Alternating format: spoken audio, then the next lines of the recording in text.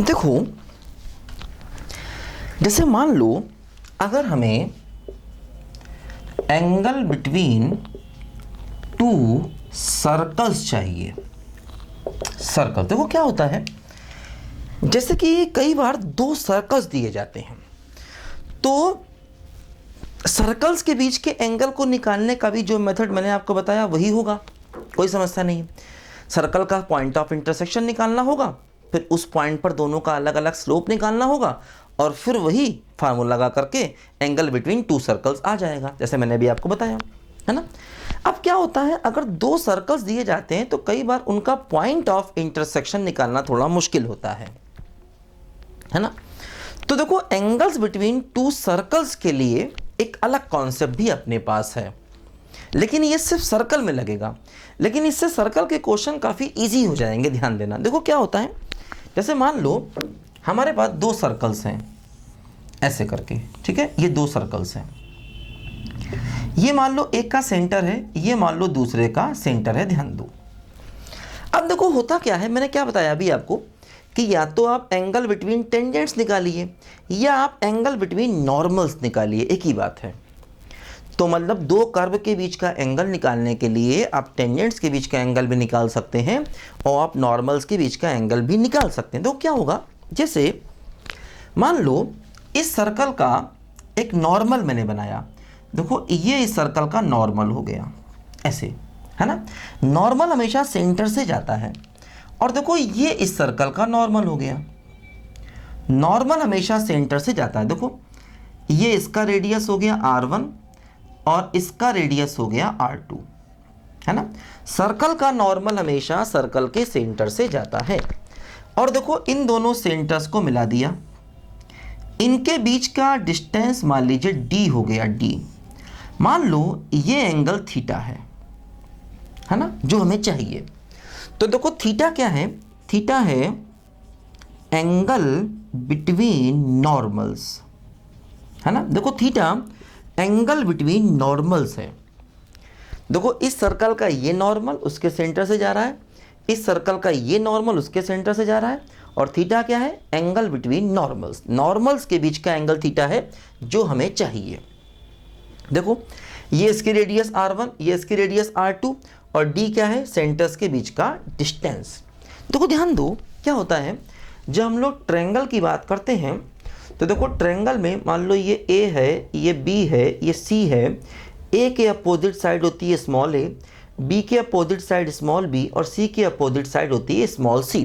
ये मतलब standard notation है सर्कल में, a के opposite side small a, b के opposite side small b, c के अपोजिट साइड स्मॉल c।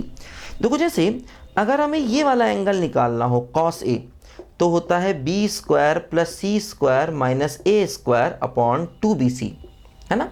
इसको हम कहते हैं कोसाइन रूल।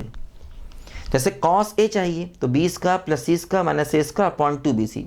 मान लो अगर हमें cos b चाहिए होता, cos b, देखो cos b क्या हो जाता, ये हो जाता c square plus a square minus b square upon 2ac। इसी प्रकार cos c, देखो जैसे ये ट्रायंगल है, इसमें अगर हमें cos थीटा चाहिए हो तो cos थीटा क्या हो जाएगा, देखो ये ट्रायंगल है ना, इसमें cos थीटा चाहिए, क्या होगा, देखो r1 square plus r2 square minus d square upon 2r1 r2। देखो इससे हमें ये थीटा की वैल्यू मिल जाएगी, है ना, cos थीटा, ठीक है। क्या है, देखो जैसे यहाँ पर cos a कैसे निकाला, इसका स्क्वायर माइनस अपोजिट साइड का स्क्वायर, वही देखो यहाँ पर भी cos थीटा, इसका square square minus opposite side square upon 2, इन दोनों का प्रोडक्ट, अपॉन देखो 2 इन दोनों का प्रोडक्ट, ठीक है। ऐसे हमने यहाँ पर किया, तो इससे हमें cos थीटा की वैल्यू मिल जाएगी, है ना। अब देखो ध्यान दो यहाँ पर, तो इस फार्मूले से सर्कल्स के बीच का एंगल निकालना ज़्यादा इजी है ना, ठीक है। इससे हम सर्कल्स के बीच का एंगल आसानी से निकाल सकते हैं। देखो ध्यान दो, जैसे मान लो अगर थीटा 90 हो जाए, है ना, तो ऐसे केस में हम कहेंगे ऑर्थो ऑर्थोगोनल सर्कल्स, ध्यान दो, ऑर्थोगोनल सर्कल्स कहेंगे ऐसे केस में अगर थीटा 90 हो जाए। देखो जैसे cos 90 जीरो हो जाएगा, ये सब कुछ मल्टीप्लाई होकर जीरो हो जाएगा, क्या हो जाएगा r1 square plus r2 square minus D square बराबर जीरो, तो r1 square plus r2 square बराबर डी स्क्वायर, है ना। ये कंडीशन आ गई सर्कल्स के ऑर्थोगोनल होने की। मतलब देखो भाई अगर ये एंगल 90 हो गया तो वही पाइथागोरस थ्योरम देखो ये हो गई। जैसे मान लो इस एंगल को 90 कर दें तो r1 square plus r2 square बराबर डी स्क्वायर, वही देखो पाइथागोरस थ्योरम यहाँ पर आ गई, है ना। तो इससे क्या होता है, दो सर्कल्स के बीच का एंगल बड़ी आसानी से निकल जाता है। अदरवाइज सर्कल के बीच के एंगल को निकालने के लिए आपको उनका पॉइंट ऑफ इंटरसेक्शन निकालना होगा, जो एक मुश्किल काम है। एक बात और ध्यान दो, जैसे अब ये सर्कल देखो दो जगह पर काट रहे हैं, तो आप अगर ये एंगल निकालोगे या ये एंगल निकालोगे बात सेम आएगी, ध्यान देना। तो सर्कल्स अगर दो जगह काटते भी हैं तभी आपको दो एंगल नहीं निकालना, आपको एक ही एंगल निकालना है, ध्यान दो। क्योंकि अगर आप यही एंगल यहाँ निकालते तब भी वो यही थीटा ही आता और उसका फार्मूला यही बनता, ध्यान देना। तो अगर सर्कल्स दो जगह काट भी रहे हैं तो आपको दो अलग अलग एंगल नहीं चाहिए, आपको एक ही एंगल निकालना है, ठीक है। देखो जैसे मैं आपको एक दो क्वेश्चन कराता हूँ जिससे आपका कॉन्फिडेंस यहाँ पर बढ़ेगा।